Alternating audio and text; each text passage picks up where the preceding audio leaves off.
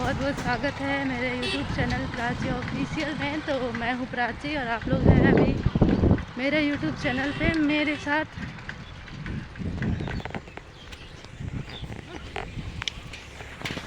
देखो गाइस एकदम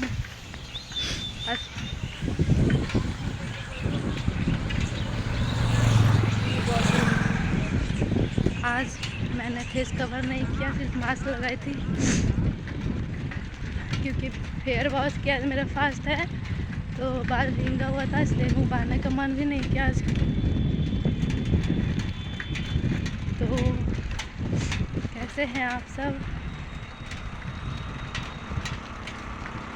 मौसम बड़ा ख़राब हो रहा है तो ध्यान रखिए आप लोगों का। तो आज मैं मुंह खोल के वीडियो बना रही हूँ, पता ना कितने लोगों का क्या क्या रिएक्शन आएगा।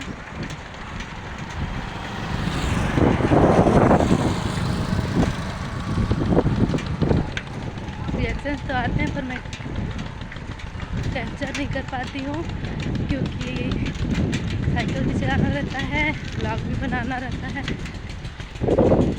ये देखो भगवान जी का मंदिर।